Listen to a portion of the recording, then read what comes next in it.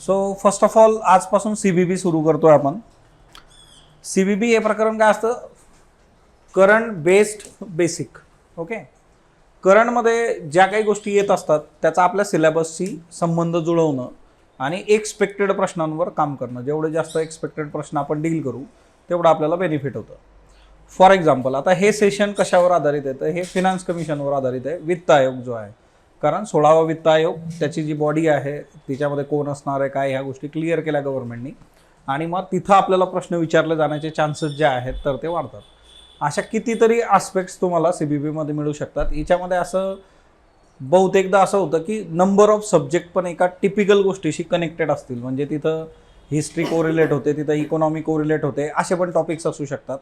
So simple जर currency basis issue जर आपण घेतला, जसं फॉर एक्झाम्पल जानेवारी 2024 मध्ये जे आहे CBDCचा पण रोल होता बघा. म्हणजे फॉर एक्झाम्पल CBDC जे आहे सेंट्रल बँक डिजिटल करन्सी, ज्याला आपण ई-रुपी असं पण म्हणतो. ओके, सो याच्याबद्दल जर तुम्हाला चर्चा करायची असेल, डिजिटल करन्सी आहे किंवा ओव्हरऑल करन्सी, तर करन्सीचे रेफरन्सेस हिस्ट्रीमध्ये पण तुम्हाला जातात. हडप्पापासून आपण बघू शकतो की आदान प्रदान करण्यासाठी काय वापरलेलं आहे. Then we can correlate this one with इकॉनॉमीमध्ये चलन व्यवस्था काय आहे तुमची. ओके, सो अशा गोष्टी ज्या आहेत तर त्या बघता येतात. त्या गोष्टीला काही पॉलिटिकल किंवा कॉन्स्टिट्युशनल बेस दिलेला आहे का, मग पॉलिटी तिथं जे आहे तिथं तुमची डील होऊन जाते. सो असे एका टॉपिकशी काही सब्जेक्ट पण रिलेट करू शकता, मोर दॅन वन. आणि काही ठिकाणी डायरेक्टली एक सब्जेक्ट डील करतो, जसं आजचं सेशन आहे आपलं फिनान्स कमिशन जे आहे, तर ती बॉडी आलेली. म्हणजे फॉर एक्झाम्पल आता ही न्यूज आहे बघा, PIBची न्यूज आहे. Government appoints members of 16th finance commission. वित्त आयोग याला मराठीमध्ये म्हटलं जातं. वित्त आयोगाचं काम असतं की जे काही कर आपण जमा करतोय. आता सिंपल गोष्ट आहे की आपल्याकडे जे काही कामं चालू आहेत, रस्ते, लाईट लागलेले आहेत, तुम्हाला ज्या फॅसिलिटीज मिळत आहेत, ह्या फॅसिलिटीज कुठून तरी ज्या येतात तर त्याच्यासाठी काय लागतात आपल्याला, पैसे. आता आपल्याकडे वेगवेगळे कर आहेत बघा. काही कर केंद्र सरकार लावतं, काही राज्य सरकार लावतं.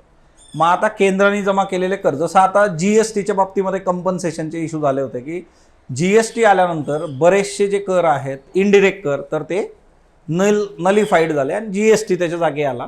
मग आता असे कर आल्यानंतर होतं काय की केंद्र त्याच्या स्वतःकडे किती हिस्सा ठेवेल, राज्यांकडे किती हिस्सा जाईल त्याचा, आणि मग तिच्यातून विकास कामं जी आहेत तर ती होतील.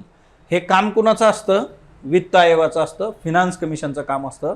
फिनान्स कमिशन हे डील करतं की राज्यांचा वाटा किती असणार आहे आणि केंद्राचा वाटा किती असणार आहे. याच्या पलीकडे जाऊन पण काही शिफारसी ते आपल्याला देत असतं. आता याच्या ज्या शिफारसी असतात फिनान्स कमिशनच्या, आता ही एक कॉन्स्टिट्युशनल बॉडी आहे बघा. आर्टिकल 1-280 जे आहे, so it is a constitutional body, बरोबर. आता याच्यामध्ये हे जे सेशन्स असतील, या सेशन्सचा जेव्हा तुम्ही विचार कराल ना, की आता तुम्ही जर लक्ष्मीकांत ओपन केलं तर लक्ष्मीकांतमध्ये पण फिनान्स कमिशन कॉन्स्टिट्युशनल बॉडीजमध्ये तुम्हाला मिळेल बघा. आता तिथे दोनच आर्टिकल दिलेले आहेत, 280 आणि 281. पण जर तुम्ही फिनान्स कमिशनच्या वेबसाईटवर गेला तर त्याच्या कॉन्स्टिट्युशनल प्रोव्हिजन्समध्ये यांनी कुठले कलम इन्क्लूड केलेले आहेत. म्हणजे उद्या पेपर ज्यावेळेस सेट होतो, तर तो पेपर सेट होताना जे आहे तुम्हाला बियॉन्ड बुक्स पण जावं लागतं. त्याचं बेस्ट एक्झाम्पल आहे लास्ट इयर UPSC प्रिलिमचा पेपर. तिच्यामध्ये इथिक्स कमिटीवर प्रश्न आहे. तो इथिक्स कमिटी पुस्तकात किती दिलेली आहे, जे सगळ्यात ऑथेंटिक मानलं जाणारं पुस्तक, आणि तुम्हाला विचारला गेलेला प्रश्न बघा. म्हणजे जे खूप एक्सपेक्टेड असे टॉपिक आहेत, या एक्सपेक्टेड टॉपिकवर तुम्हाला जे आहे बियॉन्ड बुक काम करावं लागतं, तर तिथून तुम्हाला चांगले रिझल्ट्स मिळू शकतात. ओके, मग याच्यासाठी UPSC प्रिलिम्स त्याचा आपला इथिक्स कमिटीचा प्रश्न घ्या. आता राज्यसेवेचे पण ह्या वर्षाचे प्रश्न मिळाले असते, पण ती परीक्षा जी आहे पोस्टपोन झाली, तर जेव्हा होईल तेव्हा बघू आपण. पण बेसिकली आत्ता या वर्षामध्ये झालेली महत्त्वाची एक परीक्षा की जिच्यामध्ये आपण डिस्कस केलेले प्रश्न तिथं रिफ्लेक्ट होतात, त्यातला एक प्रश्न इथिक्स कमिटी की जो बुकनी डील होतो का. म्हणजे तुम्हाला ही एक गोष्ट लक्षात ठेवायची आहे की तुम्हाला असं एकदम बुकिश राहून इथं वर्क होणार नाही. जे टॉपिक एक्सपेक्टेड आहेत त्या टॉपिकसाठी तुम्हाला जास्तीची मेहनत करावी लागेल बघा. जसं फॉर एक्झाम्पल आजचा जर द हिंदू तुम्ही बघितला, तर आजच्या द हिंदूमध्ये आपल्या GS3शी संबंधित एक खूप महत्त्वाचं आर्टिकल आलं आहे. कोण सांगेल बरं, कोणी बघितलं का पेपर उघडून?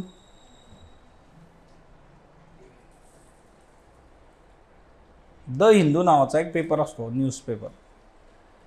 तो किमान तुम्ही जे आहे त्याची पानं पलटणं अपेक्षित असतं. ऑनलाईनचे विद्यार्थी हुशार आहे बघा, ते वाचतात बघा. चला ऑनलाईनमध्ये सांगा बरं, बघितलाय कोणी? जेंडर बजेट सिलेबसमध्ये होतं का? त्या जेंडर बजेटवर आज आर्टिकल आलंय, ते तुमच्या ग्रुपला मी शेअर करून देईल, किमान ते वाचा, आपण ते डिस्कस करू. बरोबर. सो अशा ज्या गोष्टी असतात ना, तर त्या खूप मॅटर करतात बघा. म्हणजे जेंडर बजेट हे डायरेक्टली GS3 मध्ये सिलेबसला आहे. ते आर्टिकल म्हणजे डायरेक्टली प्रश्न येतो मेनसाठीचा, असं समजून घ्या तुम्ही. ओके. त्याने ॲनालिसिस दिलेलं आहे, what is gender budget and 2024-25च्या बजेटचं ॲनालिसिस. सो ह्या गोष्टी इथं वर्क होतात. म्हणून एक गोष्ट लक्षात ठेवा की खूप बुकिश राहणं इथं आत्ताच्या डेटमध्ये प्रॉब्लेमॅटिक आहे. आणि जे प्रश्न आहेत ते प्रश्न पण प्रॉपरली आपल्याला मिळत जातात. युवराज जे आहे, CBB वरील जे आहे कुपन कोड अवेलेबल करून द्या. टीमशी बोलून घ्या. युवराज टीम तुम्हाला करून देईल किंवा ॲपमध्ये मेसेज करा, तिथून तुम्हाला मिळून जाईल कुपन कोड. ओके. सो तुम्हाला कोणालाही कुपन कोड काही पण असलं तिथं मेसेज करा ॲपला, किंवा 2 टीमचे नंबर आहेत ना त्यांना सांगा, ते तुम्हाला प्रोव्हाइड करून देईल. ओके. आणि ह्या बॅचसाठी कुपन कोड सुशील असा कुपन कोड आहे बघा, 50% ऑफसाठी, तो तुम्ही अप्लाय करू शकता. तर तिथं पण दिसतो तुम्हाला. सो आता ही एक न्यूज आहे की जिच्यामध्ये आपलं जे फिनान्स कमिशन आहे त्या फिनान्स कमिशनचे मेंबर जे आहेत तर ते यांनी नियुक्त केलेले आहेत बघा. ओके. सो आता हे कोण नियुक्त करतं, कसं करतो, आपण सगळ्या गोष्टी आपल्याला बघायच्या आहेत. सो ही न्यूज आली, दॅट्स वाय आपल्याला जे आहे फिनान्स कमिशन बघायचं आहे. आता हिच्यामध्ये कोण कोण आहे? अजय नारायण झा आहे बघा, ॲनी जॉर्ज मॅथ्यू आहे, त्याच्यानंतर सौम्या क्रांती घोष. आता बघा हिच्यामध्ये डॉक्टर निरंजन राजाध्यक्ष जे होते तर यांनी राजीनामा देऊन टाकला, पर्सनल रिझन. ओके. सायंटिफिक म्हणजे ऑफिशियल हिच्यात असंच असतं, पर्सनल रिझन जे आहे, बाकीचे रिझन पर्सनलच असतं. Okay. Doctor Niranjan Rajadhyaksha. So हिच्यामुळे महाराष्ट्रासंबंधी पण 4 न्यूज येऊन गेल्या होत्या, 4 आर्टिकल्स आले होते की चला मराठी व्यक्ती जे आहे, बट त्यांनी राजीनामा दिला आहे.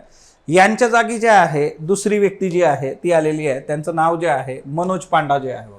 सो मनोज पांडा जे आहे तर ते त्यांच्या जागेवर लगेच नियुक्ती त्यांची झालेली आहे. सो हे सगळे जे आहेत तर ते पण आपल्याला बघायचे आहेत. बेसिक एक गोष्ट लक्षात ठेवा या सगळ्या प्रोसेसमध्ये जे आहे हा ना, एक सिंपल गोष्ट जी आहे ह्या पर्टिक्युलर प्रोसेसमध्ये की न्यूजमध्ये आलेल्या गोष्टी कुठल्या आहेत आणि आपलं कोर सिलेबस काय आहे ते आपण डील करू बघा. आता इथं जे आहे सिंपली डॉक्टर अरविंद पनगारिया जे आहे किंवा पनगडिया तर ते जे आहेत चेअरमन झालेले आहेत 16th finance commission of India. 16वं फिनान्स कमिशन याचे अध्यक्ष. राज्यसेवा पूर्व परीक्षा याच्यात 2 वेळा 15वे फिनान्स कमिशनचे अध्यक्ष कोण, असा प्रश्न सलग 2 वेळा विचारला होता बघा. ओके. सो असा प्रश्न 2 वेळा तिकडं विचारलेला आहे. टिपिकल जे आहे त्या याच्यावरून की कोण याचे अध्यक्ष आहेत. ओके. 15चे. आता 16चे आहेत डॉक्टर अरविंद पनगाडिया. आता या व्यक्तीचं वैशिष्ट्य असं आहे बघा, he was the first vice chairman of NITI Aayog. This is very important. NITI आयोगाचे जे आहेत पहिले व्हाईस चेअरमन हे होते. ओके. Government of India. आणि यांना कॅबिनेट मिनिस्टरचं रँक होतं बघा. सो 2015 ते 2017 हा पण एक MCQ आहे. ओके. सो तुम्हाला यांच्याबद्दल पण जे आहे विचारलं जाऊ शकतं की ही व्यक्ती, या व्यक्तीने काय काय महत्त्वाची पदं जे आहेत तर ती भूषवलेली आहेत, पण हे तिच्यातलं खूप प्रॉमिनंट आहे बघा. ओके. आता इकॉनॉमीच्या याच्यामध्ये ही व्यक्ती जी आहे तर ती बाप माणूस आहे. या व्यक्तीने बरेचसे आस्पेक्ट जे आहेत इकॉनॉमीचे तर ते त्यांच्या लाईफमध्ये जे आहे उलगडलेले आहेत. ओके. सो इकडं हर्षने टाकलं आहे बघा, NK सिंग जे आहे, NK सिंग यांच्यावर 2 वेळा प्रश्न विचारला होता. पण आता कसं होतं, आता तुम्हाला स्पर्धा परीक्षेचं नेचर पण समजून घ्यायचं आहे. प्रश्न 2 वेळा सिंपल विचारला यांनी, अध्यक्ष कोण, त्याच्यानंतर तिसऱ्यांदा यांनी काय केलं, तुम्हाला सदस्यांची नावं दिली आणि त्याच्यातून विचारलं की सदस्य कोण कोण आहे त्याच्यामध्ये. बरोबर. म्हणजे दरवेळेस ते तसंच राहील असं नाही, ते एक पाऊल पुढं सरकणार आहे आणि ते सरकलेले आहेत. म्हणून तुम्हाला सांगितलं की जे एक्सपेक्टेड आहे खूप जास्त त्याच्याबद्दल तुम्हाला जास्तीचं काम करणं गरजेचं असतं. सो ऑब्वियसली त्याच्याकरता तुम्हाला कुठं शोधायला जायचं नाही, ते CBBच्या बॅचमध्ये होणार आहे तुमचं, तर तिथं ते होऊन जातं. बट तुम्हाला ते सिन्सिअरली फॉलो करायचं आहे. आता यांच्याबद्दल ही खूप सिग्निफिकंट गोष्ट आहे की he was first vice chairman of NITI Aayog. मग चेअरमन कोण असतं नीती आयोगाचं? प्राईम मिनिस्टर जे आहे. नीती आयोगाच्या बाबतीमध्ये जे काही आहे ते प्राईम मिनिस्टर आहे. अपॉइंटमेंट ज्या काही केल्या जातात त्या प्राईम मिनिस्टरद्वारे केल्या जातात. आता नीती आयोग काय प्रकरण आहे, सुरुवातीला बघा आपण जे प्लॅनिंग करतो त्या प्लॅनिंगमध्ये सुरुवातीला जे होतं की एक प्लॅनिंग कमिशन होतं आणि त्या प्लॅनिंग कमिशन नंतर आता आपण नीती आयोग आणलं. It is a think tank. आपली जी इकॉनॉमी आहे त्याच्यासाठीची एक थिंक टँक आहे नीती आयोग जी आहे ती त्या पद्धतीने काम करत जाते. सो पहिले 5 year प्लॅन्स राहायचे बघा, पंचवार्षिक योजना 5-5 वर्षाच्या. आता 3 इयर्स, 7 इयर, 15 इयर्स असे प्लॅन्स आहेत नीती आयोगाने ते दिले आहेत आपल्याला. आणि या प्लॅनिंग कमिशन आणि नीती आयोगामध्ये खूप मेजर डिफरन्स आहे. प्लॅनिंग कमिशनकडे होता टॉप डाऊन अप्रोच होता, नीती आयोगाचा बॉटम अप अप्रोच आहे बघा. सो ही खूप महत्त्वाची बाब याच्यामध्ये आहे. प्लॅनिंग कमिशन असं काम करायचं बघा, टॉप डाऊन. नीती आयोगाचं काम आहे बॉटम अप. ओके, खालून वर काम करत जायचं. कारण जे काही बेनिफिट्स आपण देत गेलो ना, ते हे वरच्या वरती ॲब्झॉर्ब होऊन गेले, ते खालपर्यंत पोहोचलेच नाही. समाजातला जो सगळ्यात खालचा घटक आहे त्याच्यापर्यंत गोष्टी गेल्या पाहिजे, ज्याच्यासाठी वेलफेअर आपण करतो.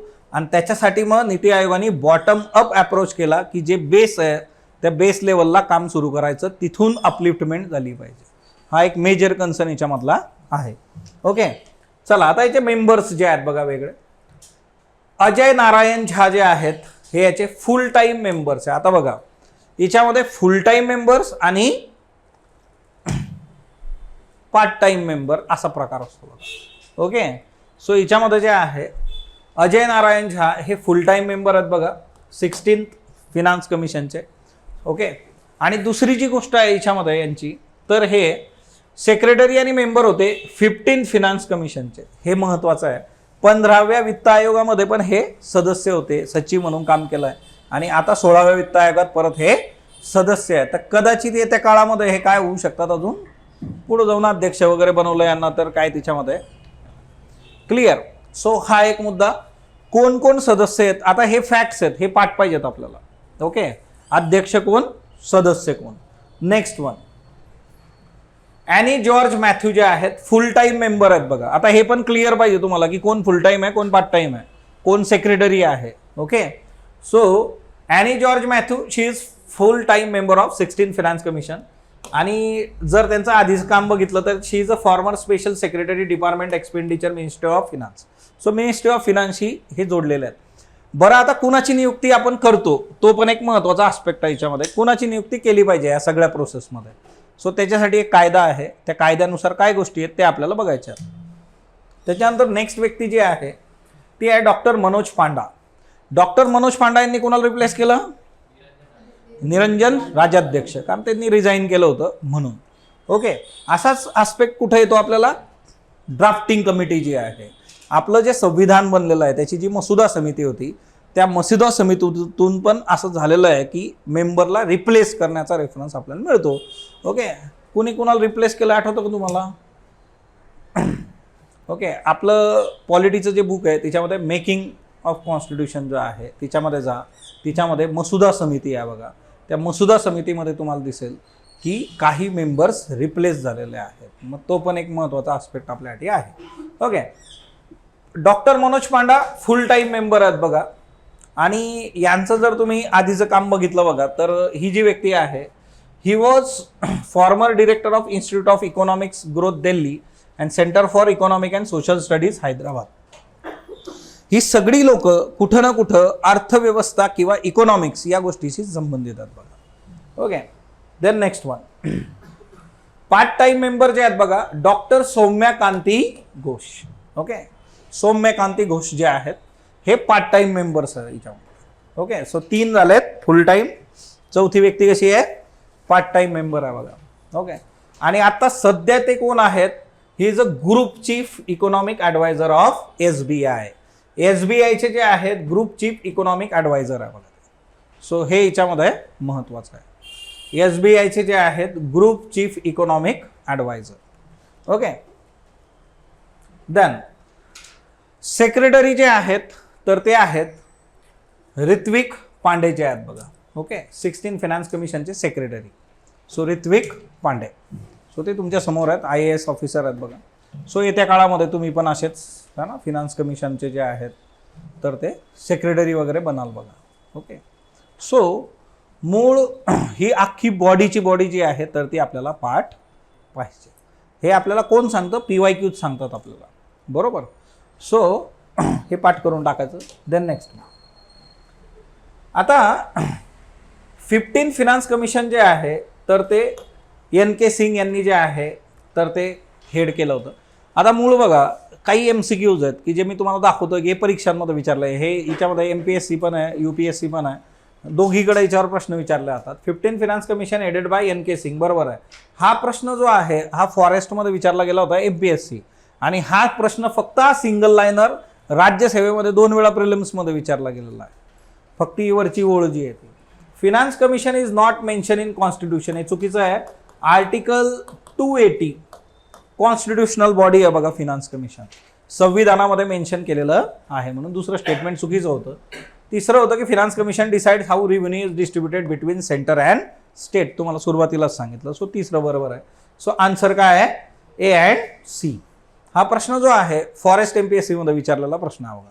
ओके, आणि हा वरचा जो आहे तो मी घेतला नाही कारण 2 वेळा सिंगल लाईनर होता. Who is the chairperson of 15 finance commission. So हे एक लक्षात ठेवा. देन 2023 UPSC प्रिलिम्स मधला प्रश्न आहे बघा. ओके, म्हणजे लास्ट इयरचा प्रश्न आहे UPSC prelims. Demographic performance, forest and ecology, governance reform, stable government, tax and physical efforts. For the horizontal tax devolution 15 finance commission used how many of the above criteria other than population area and income distance. म्हणजे आता horizontal tax डिव्होल्यूशन करता यांनी कुठले कुठले निकष वापरलेले आहेत instead population आणि इन्कमच्या बाबतीमध्ये. याचं जे उत्तर आहे बघा तर ते ओनली 3 गव्हर्नन्स रिफॉर्मचे आहे बघा. ओके, सो मुळात कसं आहे ना की ह्या सगळ्या याच्यामध्ये जे आहे यांनी जे वेगवेगळे जे क्रायटेरिया याच्यामध्ये टाकलेत. आता मूळ मुद्दा कसा येतो की आपण हा प्रश्न एक बघितला की जो याच्याशी संबंधित आहे. असे कितीतरी प्रश्न तुम्हाला सापडतील जर तुम्ही फिनान्स कमिशनच्या बाबतीत बघितले. हा एक प्रश्न आहे 2011 UPSC मध्ये विचारला आहे बघा. With reference to finance commission of India which of the following statement is correct? IS 2021 जे आहे. Okay, encourages the inflow of foreign capital. Foreign capital मोठ्या प्रमाणात ते घेऊन येतं का? इथं काम काय याचं? Distribution of resource. It facilitates the proper distribution of finances among the public sector undertaking. Public sector अंडरटेकिंगसाठी काम करताय बाबा ते, हा ना. डिस्ट्रीब्युशन ऑफ फिनान्स हे कशामध्ये डिस्ट्रीब्यूट करतं? केंद्र आणि राज्य. It ensures transparency in financial administration. आणि चौथं होतं की none of the statement A, B, C given above is a correct. याचं उत्तर 4 आहे बघा. हे सगळे चुकीचे आहेत असं ते आहे. बट बेसिकली जे आहे की तुम्हाला एक गोष्ट लक्षात घ्यायची की प्रश्न विचारताना याचं फंक्शन तुम्हाला माहीत असलं तर तुम्ही उत्तर देऊ शकता. ओके, आणि याचे फॅक्च्युअल डिटेल्स तुम्हाला विचारले जातात. UPSC मेन्स प्रश्न विचारते का याच्यावर? तर येस, UPSC मेन्सचा प्रश्न तुमच्या समोर आहे. 2013 मध्ये विचारला होता. Discuss the recommendation of 13 finance commission which have been a departure from previous commission for strengthening the local government finances. म्हणजे पंचायत राज मधली जी काही व्यवस्था आहे तिच्यामध्ये जे फंडिंग इश्यू आहेत ते स्ट्रेंथन करण्यासाठी यांनी काय करून दिलेलं आहे. 2013च्या मेन्समध्ये हा प्रश्न विचारला होता. म्हणजे इथं क्लिअर झालं की तुम्हाला मुख्य परीक्षेत याच्यावर प्रश्न विचारला होतो. हिच्यावर जे आहे प्रिलिम्समध्ये प्रश्न विचारले जातात. हे टॉपिक खूप खूप महत्त्वाचं टॉपिक आहे. आणि ह्या वर्षी आता जे आहे 16 फिनान्स कमिशन कॉन्स्टिट्यूट झालं आहे, नव्याने तयार झालं आहे म्हटल्यानंतर तुम्हाला येत्या काळामध्ये याच्यावर प्रश्न रेग्युलर विचारले जातील. क्लिअर? सो हे तुम्हाला फार प्रॉपरली डील करायचं आहे बघा. ओके, आता याच्यामध्ये एक दुसरा कन्सर्न होता की यांनी ॲडवायझरी काउन्सिल जी आहे ती सेटअप केलेली आहे. 16 फिनान्स कमिशननी एक ॲडवायझरी काउन्सिल जी आहे तर ती सेटअप केली आहे बघा. आता नावातच आहे ॲडवायझरी म्हणजे काय? सल्ला देणारी परिषद जी आहे. त्यांना वेगवेगळ्या गोष्टींवर जे आहे जिथे जिथं गरज पडणार आहे तिथं यांचा सल्ला मिळणार आहे त्यांना. आणि तो सल्ला घेण्यासाठी यांनी जे आहे एक काउन्सिल, एक परिषद जी आहे ती स्थापन केली. या परिषदमध्ये कोण कोण आहे बघा. आता या परिषदमध्ये doctor DK Srivastava, mister Nilkanth Mishra, doctor Poonam Gupta, miss Prajul Bhandari आणि मिस्टर राहुल बजोरिया. ओके, आता हे सगळे कशाचा भाग आहे? ॲडवायझरी काउन्सिलचा भाग आहे. बऱ्याचशा वेबसाईटवर प्रश्न बसतात बघा, MCQ वगैरे बनलेले असतात. ओके, सो तुम्हाला ॲडवायझरी काउन्सिलवर येत्या काळामध्ये व्हेरी व्हेरी इम्पॉर्टंट इथं प्रश्न बनण्याचे चान्सेस खूप जास्त आहेत बघा. ओके, आता हिच्यामध्ये डॉक्टर पूनम गुप्ता जे आहेत त्यांचं एक खूप महत्त्वाचं वैशिष्ट्य आहे की त्यांचं डेजिग्नेशन हिच्यात काय आहे? त्यांचं डेजिग्नेशन आहे convener of advisory council. Okay, so she is a convener of advisory council. So basically जे आहे डॉक्टर पूनम गुप्तांवर पण तुम्हाला स्पेसिफाय करता आलं पाहिजे. ओके, सो ही एक ॲडवायझरी काउन्सिल यांनी आणली. नावात तर आहे की सल्ला पाहिजे यांना, कुठून पाहिजे, कशासाठी पाहिजे, हा बेसिक मुद्दा आहे. आता बघा, हा प्रश्न कधीपर्यंत विचारला जाऊ शकतो तुम्हाला, तर हा प्रश्न तुम्हाला पुढच्या 5 वर्षांसाठी आहे. ओके, कारण हे काम किती दिवसांसाठी करतात, फॉर नेक्स्ट 5 इयर्स आहे. मग ज्यांना इथं पंचवार्षिक योजना पूर्ण करायची आहे त्यांच्यासाठी एक्सपेक्टेड प्रश्न आहे पुढचे 5 वर्ष. Okay, finance commission for 5 years हे वर्क करणार. याचं काम सुरू होतं 16 फिनान्स कमिशन जो आहे तो चालेल एप्रिल 2026 पासून पुढे काम करणार होतं. त्याचे 5 वर्षासाठी हे डील करून देणार, कारण 31 मार्च 2024 जे आहे ना 2026 तिथून जे आहे यांचं काम संपतं. सो आता हे इथून काम करणार.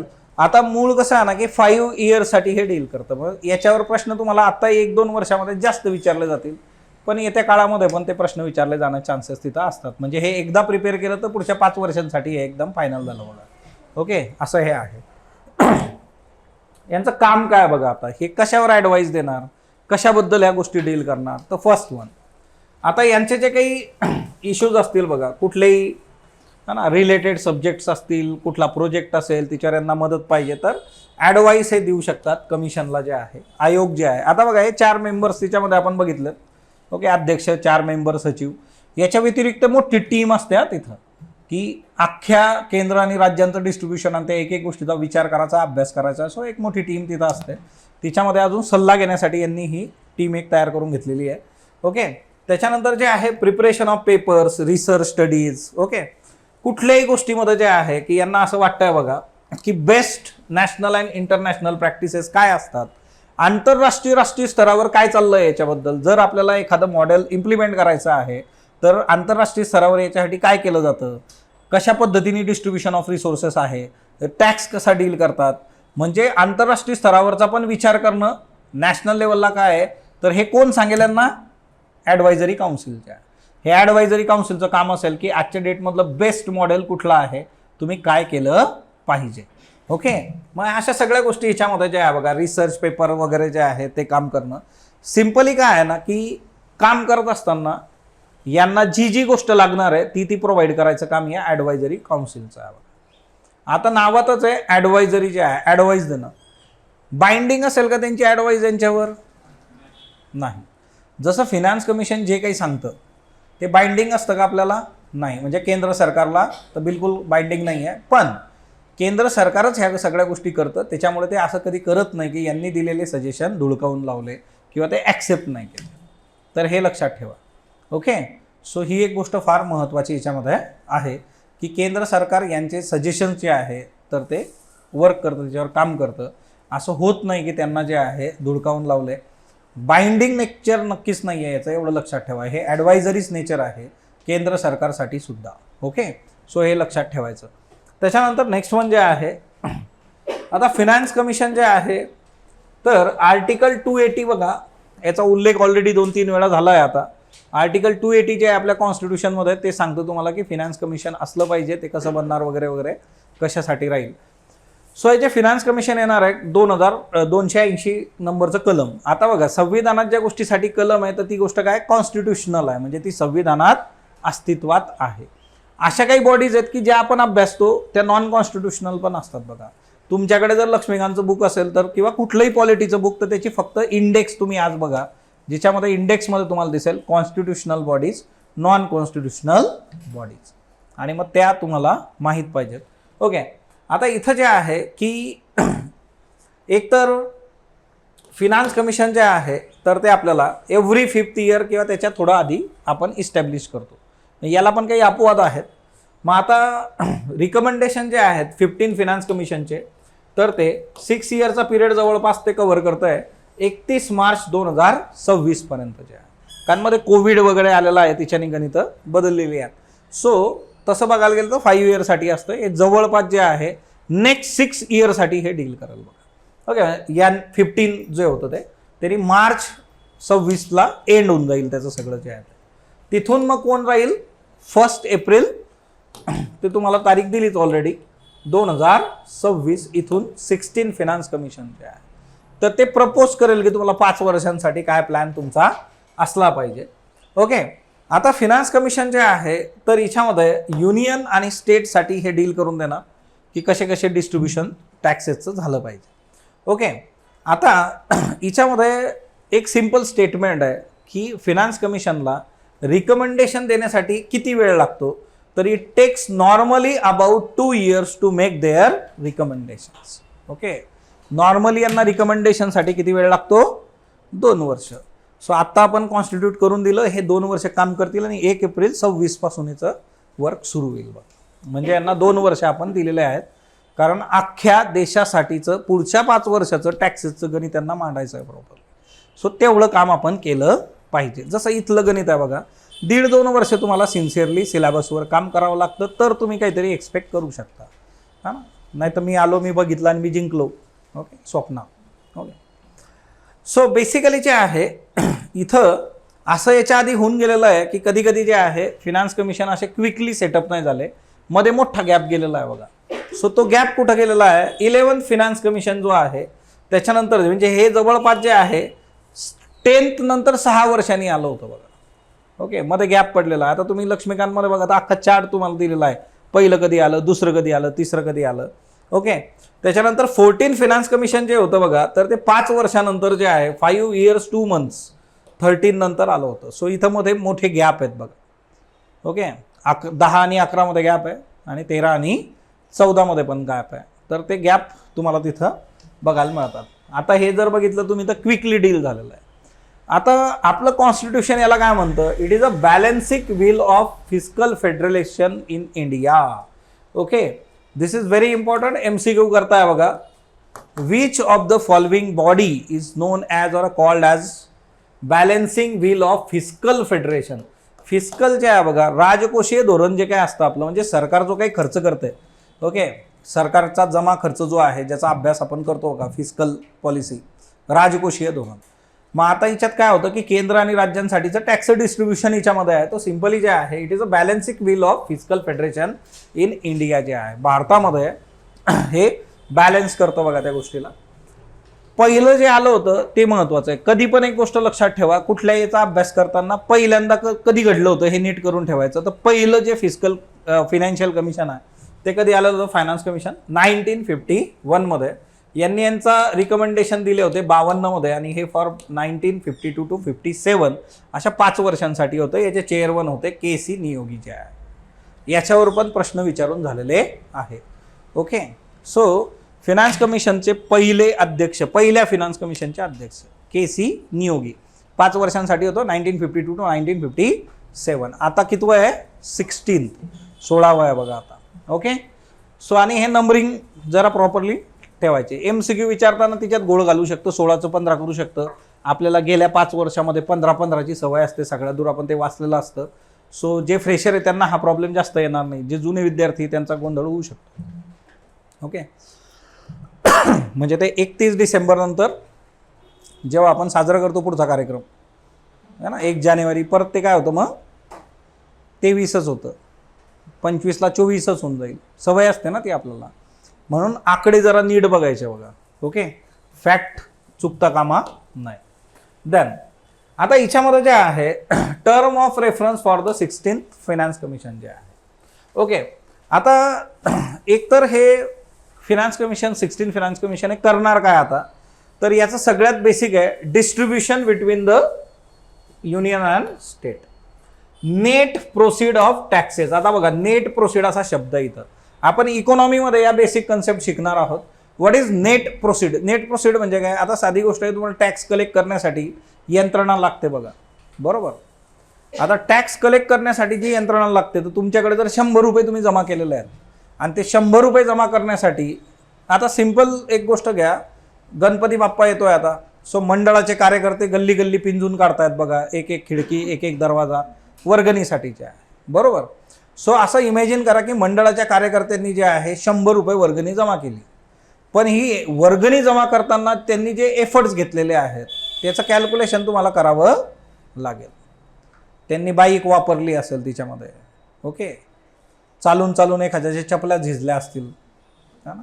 काही काही लोक वर्गणी देतच नाही, उद्या ये, परवा ये, संध्याकाळी ये, उद्या सकाळीच ये, अरे मी काढून ठेवले होते पैसे, दूधवाल्याला दिले, तू संध्याकाळी दुपारी ये. आता तिच्यात एखादी चप्पल झिजली, म्हणजे जे काही खर्च त्यांचा होणार आहे त्याच्यातून तो काय करावा लागेल, जेवढं आलंय त्याच्यातून मायनस करावं लागेल.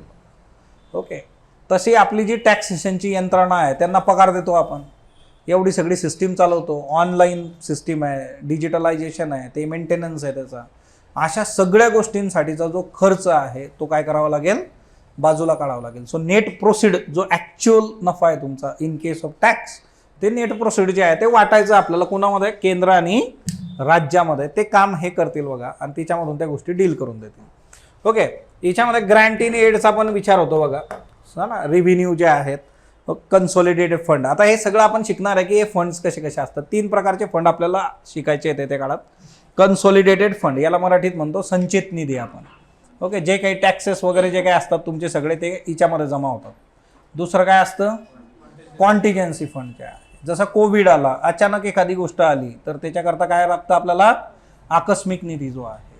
अजून असतं काही पब्लिक अकाउंट, तुमचे जे जॉब करायला लागल्यानंतर प्रोव्हिडंट फंड वगैरे अशा गोष्टी असतात बघा, तर त्या तिकडे जातील समजा. क्लिअर. सो असे वेगवेगळे फंड्स असतात. कन्सोलिडेटेड फंड ऑफ इंडिया जे आहे, तर हे काय आहे की जेवढं काही टॅक्सेशन आणि त्या सगळ्या गोष्टी येतील, लोन असेल बघा आपण घेतलेलं, ते सगळं जे आहे संचित निधीचा भाग असतं. या संचित निधीबद्दलच्या पण गोष्टी. मग आता याच्यामध्ये बघा आर्टिकल 275चा उल्लेख आहे. आता आपण हे सगळे आर्टिकल्स पण बघणार आहे की कुठले कुठले आर्टिकल याच्याशी संबंधित आहे, ते आर्टिकल तुम्हाला लक्षात ठेवायचे आहेत बघा. देन पंचायत आणि म्युन्सिपाल्टी जे आहे याच्याकरता finance commission of the state जे आहे, राज्याचा वित्त आयोग जो आहे तो कुणासाठी डील करणार जे आहे, तर ते पंचायत अँड म्युन्सिपाल्टी जे आहे बघा. ओके, सो लोकल सेल्फ गव्हर्नमेंटचं जे गणित आहे तर तिच्यामध्ये बघा इलेक्शनच्या बाबतीत पण हे लक्षात ठेवायचं की इलेक्शनसाठी जे आहे कोण असतं तिथं, स्टेट इलेक्शन कमिशन जे आहे. ओके, सो हा एक MCQ बऱ्याचदा चुकवला जातो, तर तो चुकता कामा नाही, तर ती एक गोष्ट लक्षात ठेवा. ओके, सो हे त्याच्यासाठी काम करणार बघा. आता हे जे एवढे आर्टिकल्स आपण इथं बघणार आहे हे तुमचे तोंडपाठ पाहिजेत बघा. ओके, हे लक्ष्मीकांतमध्ये तुम्हाला मिळतील, कुठल्याही पॉलिटीच्या बुकमध्ये मिळतील. 268. आता बघा लक्ष्मीकांतमध्ये 280 आणि 261 281 असे 2 आर्टिकल तिथं बॅक साईडला दिलेले आहेत बघा, जे लेटेस्ट त्यांचं एडिशन आहे. पण जर तुम्ही फिनान्स कमिशनच्या वेबसाईटवर गेलात तर ती वेबसाईट तुम्हाला कॉन्स्टिट्यूशनल प्रोव्हिजन्स जे आहे त्याच्या संबंधीचे त्याच्यात इथून आर्टिकल टाकते. 268 duties levied bye the union but collected and appropriated by the states. Most probably stamp duty वगैरे याच्यामध्ये येतात. आता याच्यामध्ये काय असतं की असे कर की जे कोणी लावलेले आहेत, युनियननी, केंद्राने लावलेले आहेत, but collected and appropriated by the state, म्हणजे त्याचं अप्रोप्रिएशन आणि कलेक्शन कोण करतं, राज्य करतं, स्टॅम्प ड्युटी वगैरे. 268.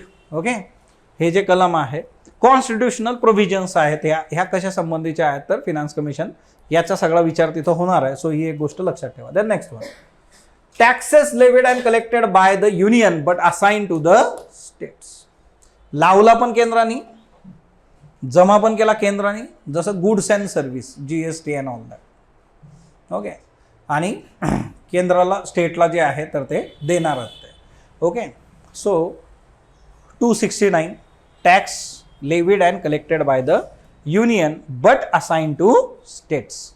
Then next one 270 taxes levied and distributed between the union and states.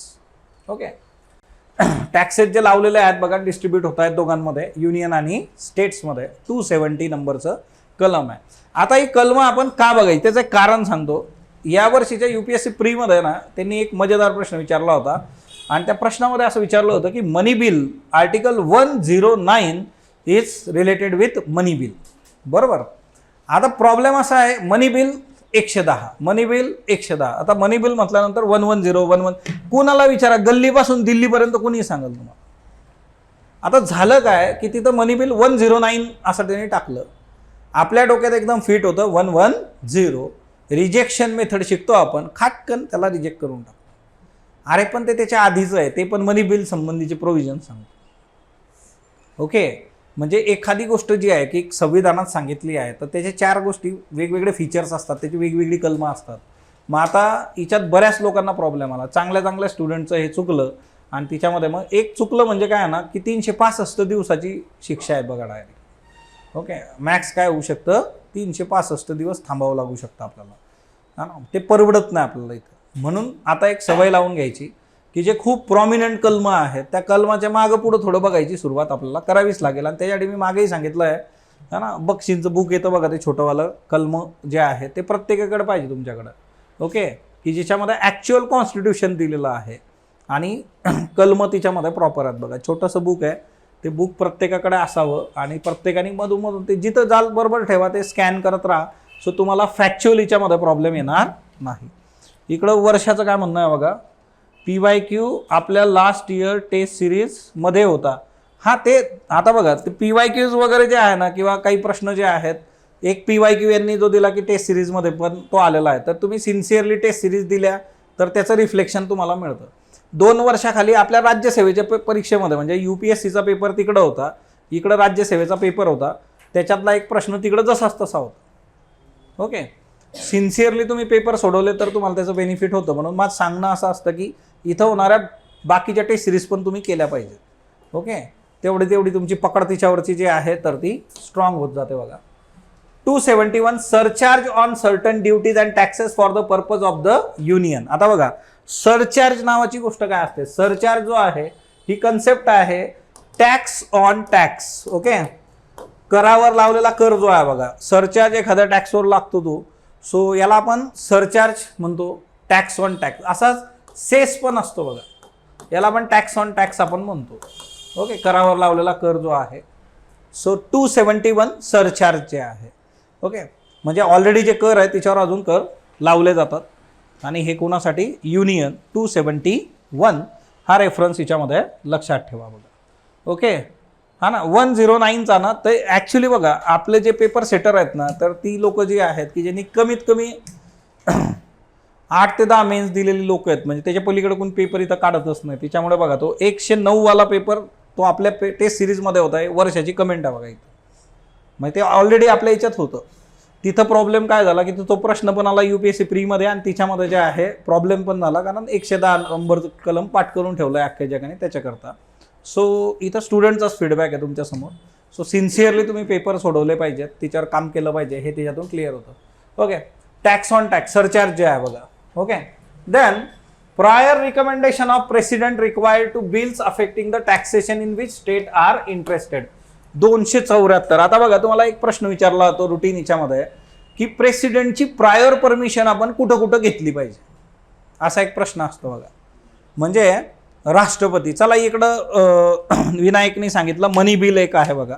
Okay, अजून फायनान्शियल बिल 1. ओके, अजून इंटरस्टेट ट्रेड वगैरे असं काही आहे का. ओके, आता तुम्हाला बुकमध्ये दिलेलं आहे बघा. कशात सापडणार तुम्हाला, सेंटर स्टेटच्या याच्यामध्ये हे सापडेल. ओके, की प्रायर परमिशन कधी कधी लागते तुम्हाला. तुमचा होमवर्क आहे बघा आजचा, हे पण एक करून ठेवायचं. आता तुम्हाला जेवढं लेक्चर्समध्ये सांगितलं जातील ना की हा प्रश्न विचारला जातो, तर ते तुम्ही लिहून घेणं आणि त्याच्यावर काम करणं अपेक्षित आहे बघा. की जर हे विचारलं जातं ते तुम्हाला माहीतच पाहिजे, आणि त्याला काही ऑप्शन नाही आहे. आणि तिच्यामधून तुम्हाला प्रिलिम्स क्लिअर करण्यासाठी जे आहे बूस्ट मिळतो. मी काल करंटच्या याच्यातच तुम्हाला सांगितलं होतं, ते सेशन आणि हे सेशन, हे 2 सेशन असे आहेत की हे कमीत कमी GS 20 मार्क्सनी बूस्ट करून टाकतील तुमचं, जर तुम्ही सिन्सिअरली हे वर्क केलं तर. आणि ही एक प्रोसेस आहे, जर तुम्ही हे सिन्सिअरली फॉलो केलं 1 महिना 2 महिना ना, तर तुमच्या मेंदूला ही सवय लागून जाईल. तुम्ही तुमच्या लेवलला हेच कार्यक्रम राबवा. मग कदाचित माझी गरज नसणार आहे तिथं, ते तुम्ही तुमच्या लेवलला बघू शकता. बट त्याच्याकरता तुम्हाला हे सिन्सिअरली फॉलो करावं लागेल. क्लिअर. आता इथं जे आहे प्रायर रिकमेंडेशन जे आहे याच्या बाबतीमध्ये, प्रेसिडेंटच्या बाबतीत, taxation which states are interested. Okay, स्टेटचा इंटरेस्ट आणि त्याच्यानुसार जे आहे तुम्हाला प्रेसिडेंटशी बोलावं लागेल. 274. देन 275 याचा रेफरन्स ऑलरेडी तिकडे आलेला आहे बघा.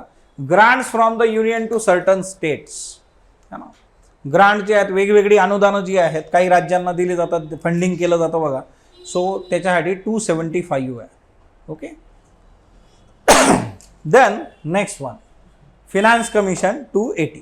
ओके, आता ज्याच्यावर सगळं हे लेक्चर आधारित आहे तर 280 नंबरचं कलम आहे. The president shall within 2 years from the commencement of the constitution and thereafter expiration of every 50 year and such earlier times. म्हणजे हे 280 नंबरचं कलम सांगतं की हे संविधान आता आपण लागू करतोय, हे लागू करण्याच्या 2 वर्षाच्या आत प्रेसिडेंटनी काय करायला पाहिजे, फिनान्स कमिशनची नियुक्ती केली पाहिजे. आणि त्यांनी मग 1951 मध्ये ते डील केलं होतं. 52 मध्ये रिकमेंडेशन आले, 52 ते 57 पासून सुरू झालं बघा पहिलं जे होतं ते. ओके.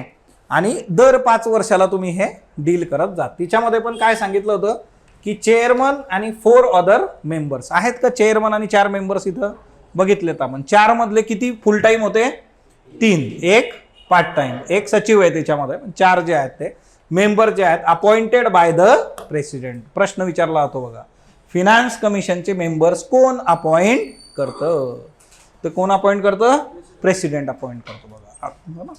MCQ आहे. कुणाची नियुक्ती कोण करतं हे एकदम टिप ऑफ टंग पाहिजे तुम्हाला, याच्यामध्ये प्रॉब्लेम येता कामा नाही. ओके.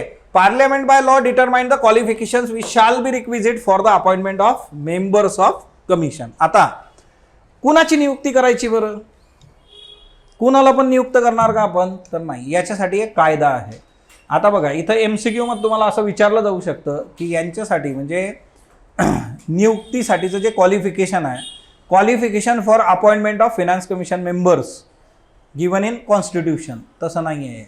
याच्यासाठी पार्लमेंटनी लॉ करणं अपेक्षित होतं, तर पार्लमेंटने एक कायदा बनवून दिलेला आहे. त्या कायद्यानुसार हे होतं. तो कायदा पण आपण बघू आणि काय क्वालिफिकेशन आहे. म्हणजे जसं सेम सिटिझनशिपच्या बाबतीत आहे की सिटिझनशिप तुम्हाला जी मिळते किंवा तुमची सिटिझनशिप काढून घेतली जाते, याच्यासाठी बेसिक्स काय असतात, तर याचे बेसिक एकदम सिंपल आहे. Citizenship act 1955.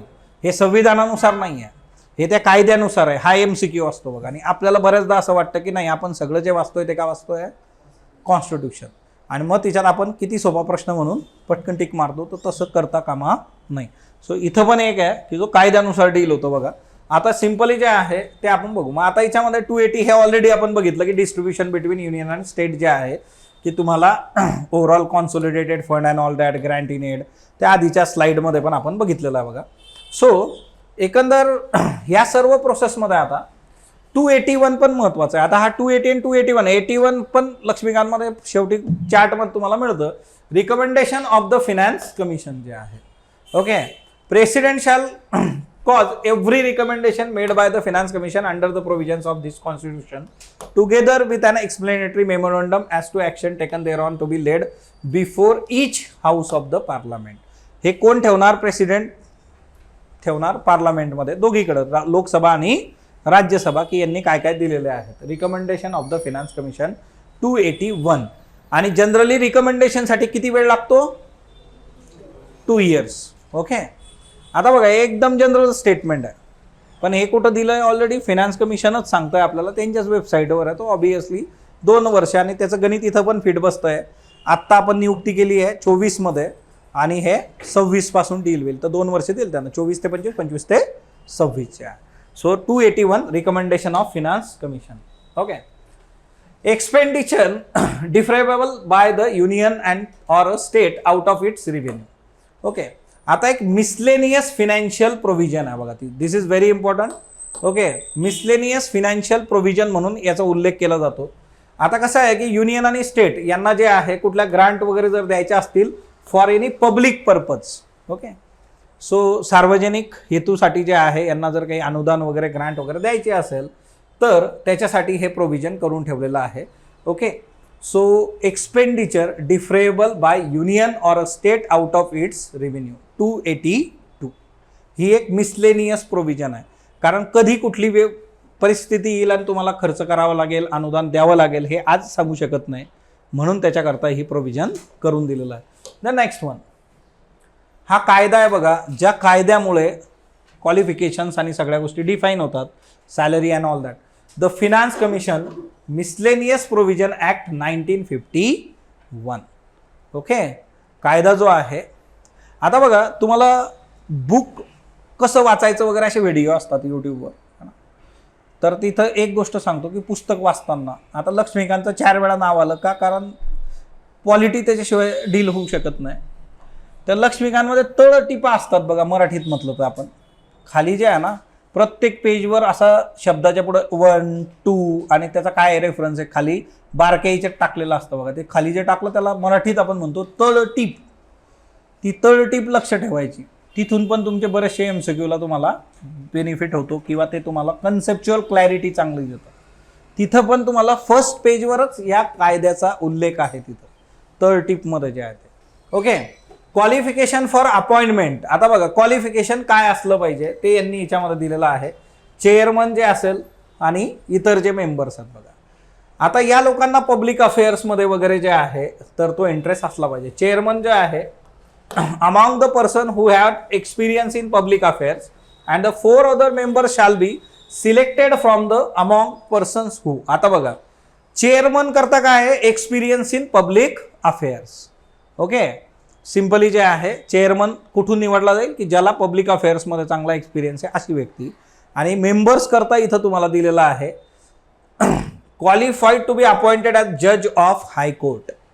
हायकोर्टच्या जजचं क्वालिफिकेशन किमान त्याच्याकडे असलं पाहिजे की हायकोर्टसाठी जर जज तुम्हाला अपॉइंटमेंट करण्याचं जे काही क्वालिफिकेशन लागतं ते तिथं असलं पाहिजे. दुसरी गोष्ट, special knowledge of the finance and account of government. Okay, finance आणि अकाउंट जे आहे त्याचं स्पेशल नॉलेज असलं पाहिजे. ते पण कुठलं फिनान्स आणि अकाउंट, गव्हर्नमेंटचं, शासनाचं. नाही तर मग आमच्या इथं एक सोसायटी आणि तिच्यात माझं आयुष्य गेलं आणि मला सगळं माहिती आहे त्यांचं अकाउंट, असं नाही. शासनाचं अकाउंट आणि जे आहे finance. Next one, wide experience in financial matters and in administration जे आहे बघा. ओके, आर्थिक गतिविधी आणि प्रशासनामधला एक्सपिरियन्स त्या व्यक्तीकडे असला पाहिजे. आता इथं बघा सगळ्याला काय काय लावलंय, ऑर आहे. ऑर म्हणजे काहीतरी एक फुलफिल करा तुम्ही. Special knowledge of economics. Okay, अर्थशास्त्राचं जर तुम्हाला चांगलं नॉलेज असेल तरी पण तुमची आम्ही तिथं नियुक्ती करू शकतो.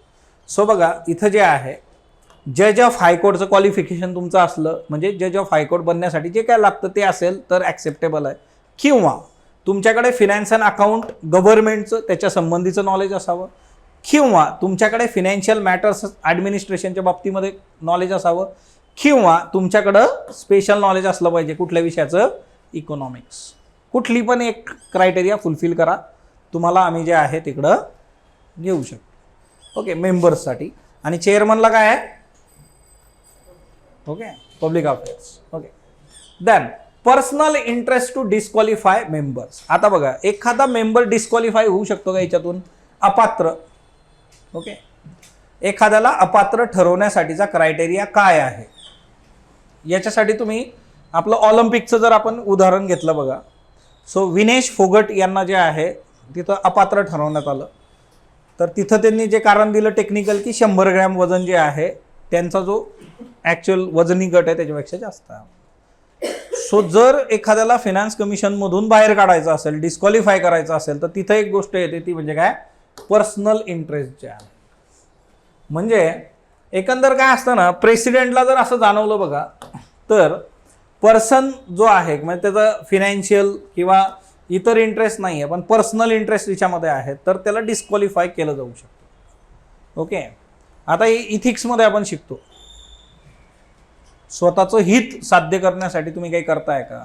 म्हणजे आता बघा आपल्या सेबीचे जे अध्यक्ष आहेत त्यांच्यावर काही आरोप झालेत बघा. ओके, आता ते त्यांनी फेटाळले, त्याच्यानंतर जे काही ॲक्शन्स होतील किंवा जे काही होणार आहे तो एक वेगळा भाग झाला. पण एखाद्या महत्त्वाच्या पदावर राहून जर तुम्ही स्वतःचं हित साध्य करणार असाल तर देन इट इज प्रॉब्लेमॅटिक. म्हणजे एखाद्याला आंब्याच्या झाडावर आपण चढवलं की बाबा तुला झाडावर चढता येतं म्हणून तू चढ आणि सगळे आंबे खाली उतरवून दे आम्हाला, आणि ते वरती बसूनच आंबे खात बसलं आहे, तिथंच रसगीस पूर्णाची पोळी सुरू केली त्याने, तर मग ते प्रॉब्लेमॅटिक.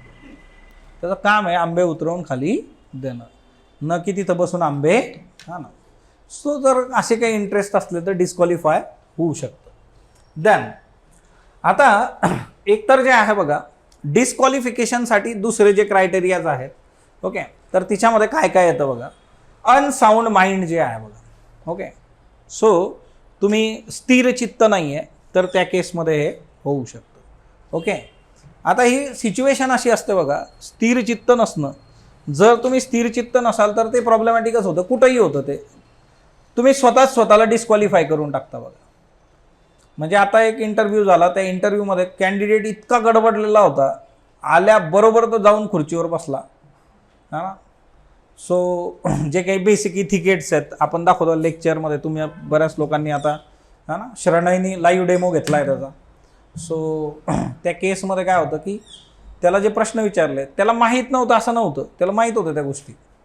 पण तो सगळा गडबडत गेला. म्हणजे गोल्डमध्ये सगळं गोल्ड असतं का, तर मग सगळं गोल्ड मेडलमध्ये सगळंच गोल्ड मेडल असतं बाबा, सिल्वरमध्ये सगळं सिल्वर असतं, हे त्याला पण माहिती आहे की असं काही नाही आहे. पण ते इतकं स्वतःच गोंधळत गेला आणि त्याच्यामुळे मग असं अनसाऊंड जे आहे माइंड जर असेल तर अशी व्यक्ती तिथं राहणार नाही. ओके, तुमचं लक्ष तुमच्या कामात असलं पाहिजे बघा. दुसरी गोष्ट, if he is un undischarged insolvent, स्वतःचे जे काही कर्तव्य आहे ते जर तुम्ही तिथं निभावू शकणार नसाल, है ना, तुमची जी कॅपॅसिटी आहे त्या कॅपॅसिटीमध्ये डीलच होत नाही आहे. ऑफेन्स इन्व्हॉल्विंग मॉरल टर्फिट्यूड जे आहे, नैतिकतेच्या आधारे जे आहे काही गोष्टी ज्या आहेत तर त्या तिथं गडबडत असतील. फायनान्शियल और अदर इंटरेस्ट जे आहे बघा, तर पर्सनल इंटरेस्ट जो होता तिकडं, फिनान्शियल इंटरेस्ट काही असतील किंवा इतर इंटरेस्ट असतील तरी पण तुम्हाला बाहेरचा रस्ता दाखवला जाऊ शकतो. ओके, पण शक्यतोवर कसं असतं बघा की ह्या खूप महत्त्वाच्या बॉडीज आहेत किंवा खूप महत्त्वाची बॉडी आहे फिनान्स कमिशन, तर अशा बॉडीवर नियुक्ती करताना सरकारला तो विचार करावाच लागतो. म्हणजे असं जर समोर आलं तर मग ते सरकारसाठी पण मानहानी असणार आहे. सो त्यामुळे अशा शक्यतोवर गोष्टी ज्या आहेत तर त्यावर नाही होत. आता बघा, अपॉइंटमेंट कोण करत आहे? प्रेसिडेंट. प्रेसिडेंटला कोण सांगतं कोणाची अपॉइंटमेंट करायची ते? मंत्रिमंडळ सांगणार आहे तुमचं, म्हणजे काय, गव्हर्नमेंट सांगणार आहे, असं ते आहे. Okay, so next one, service आणि सॅलरी जे आहे बघा, condition of service and salary. आता हा एक महत्त्वाचा मुद्दा असतो की एखाद्याची नियुक्ती केली तर त्याला तुम्ही काय पगार देणार, काय सॅलरी देणार, कुठले भत्ते देणार, अशा सगळ्या गोष्टी असतात. कुठल्या सर्व्हिस कंडिशन त्या व्यक्तीला असतील, त्याला व्हेकल असणार आहे का, त्याला घर मिळणार आहे का, घरात 4 लोक कामाला मिळणार आहेत का त्याला, अशा सगळ्या गोष्टींचा विचार तिथं असतो. सो इथं जे आहे सर्व्हिस आणि सॅलरीचा जर विचार केला बघा तर हिच्यामध्ये कसं असतं, 2 प्रकारचे मेंबर्स आहेत बघा, होल टाईम, पार्ट टाईम. म्हणजे काय, फुल time member, part time member. मग फुल टाईमचं पेमेंट त्याच्यानुसार जाईल, पार्ट टाईमचं त्याच्यानुसार. ओके, सो प्रेसिडेंट जे आहे तर ते डिफाईन करून देतील हिच्यामध्ये, इच केस स्पेसिफाय. मग तिच्यामध्ये पार्ट टाईमवाल्यांचं वेगळं राहील, फुल टाईमवाल्यांचं वेगळं राहील आणि प्रेसिडेंट हे डील करून देतील. ओके, आणि जे काही फीज वगैरे याच्यामध्ये असणार आहे, सॅलरीज, अलाउन्सेस जे आहे, central government by rules made by notification in official gadget in this behalf.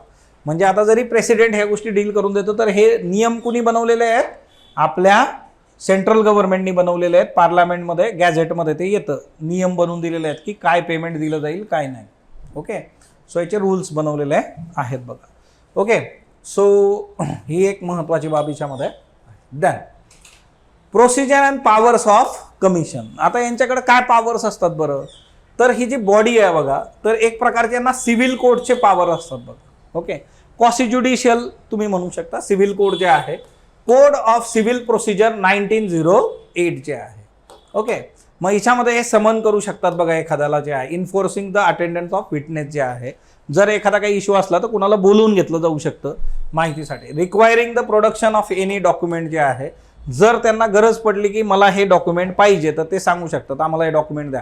त्यांना आता पुढच्या 5 वर्षांसाठी 26 पासून डील करायचं आहे तर मग ते 2 वर्ष ते अभ्यास करतील. तर मग तिच्यामध्ये त्यांना जर काही महत्त्वाचे डॉक्युमेंट्स लागले, इकॉनॉमिक सर्व्हे ऑफ इंडिया पाहिजे आम्हाला मागच्या वर्षाचा, है ना, तर ते मागवू शकतात. समजा requisitioning any public record from any court or office जे आहे, पब्लिक रेकॉर्ड जे आहे कुठल्याही ऑफिसमधून कुठल्याही कोर्टमधून पण ते मागवू शकतात. हे अधिकार त्यांच्याकडे आहे. हे सिव्हिल कोर्टच्या पॉवर्स त्यांच्याकडे असतात बघा, all powers of civil court. Okay, so हे एक लक्षात ठेवा. हे समन करून एखाद्याला बोलवू शकतात. एखादं डॉक्युमेंट जे आहे तुम्ही त्यांच्यासमोर ठेवणं त्यांना अपेक्षित आहे तर ते तुम्हाला द्यावं लागेल. आणि तिसरी गोष्ट जी आहे ती म्हणजे काय, पब्लिक रेकॉर्ड जे आहे तर तो एक मुद्दा की कोर्टमधून किंवा कुठल्या ऑफिसमधून तुम्हाला द्यायचं असलं, तुम्हाला म्हणजे त्यांनी मागवलं तुम्हाला द्यावं लागेल ते.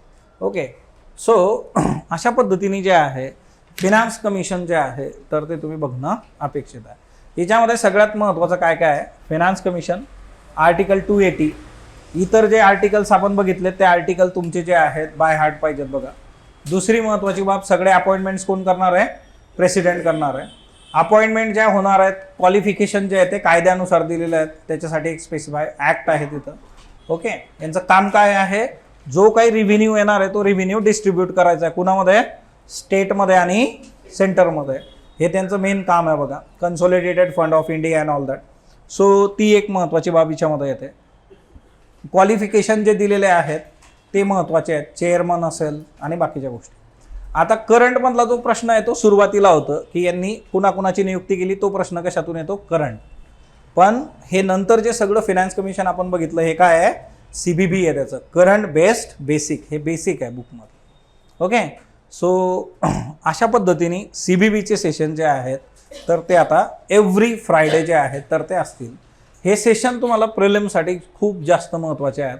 ओके, सो प्रत्येकाने जे आहे या गोष्टी रुटीन वीकली जे आहेत प्रॉपरली डील करा. मागचं काही राहून गेलं, काही इश्यू असला तर ते त्या वेळेत जे आहे तर ते क्लिअर करायचं. ओके, आता ही जी फाईल आहे ही तुमच्या ग्रुपला पण येईल बघा. म्हणजे जर तुम्हाला काय वाटलं, काही लिहायचं राहिलं हा ना, काही संताप होतो हा ना, मग लिहायचं राहिलं, पुढं चाललं गेला तुम्ही हा ना, सो त्याच्यासाठी दिलगिरी व्यक्त करतो, कारण वेळेचा एक क्रंच असतो बघा. तुमच्या स्पीडनी गेलं तर कठीण होऊन जाईल. एकानेच सकाळी आम्हाला एक उदाहरण दिलं कासवाचं आणि सशाचं है ना, ते म्हणलं की स्लो बट स्टेडी काम पाहिजे म्हटलं, ते घाईगर्दीने गडबड होतं. त्याला म्हटलं फास्ट बट स्टेडी असा विचार करू शकतो का आपण, असा विचार UPSCने एसेमध्ये विचारलेला आहे, फास्ट बट स्टेडी. आता कधी विचारलं, काय विचारलं, त्याच्याकरता एसेची PYQची नोट तुम्हाला दिली, तर तिची पानं पलटणं आणि तिच्यावर काय लिहिलं आहे ते वाचणं, अशा 2 गोष्टी अपेक्षित आहे बरोबर. सो ते म्हटलं नाही तसं नसतं ते, कारण ससा जो आहे तर तो गाजर वगैरे खायला निघून जाऊ शकतो म्हटलं हा ना, कासव तसं काही करत नाही म्हटलं. ते नंतर आम्ही डिस्कशनमध्ये म्हणतो, मग कासव काय खातं, कासवाला असं डोंबाराचा खेळ दिसला थांबू शकतं का ते, बघू कसं दोरीवर उभं आहे ते. सो असं सगळं हे आहे. भेटूयात नेक्स्ट फ्रायडे CBB मध्ये. धन्यवाद.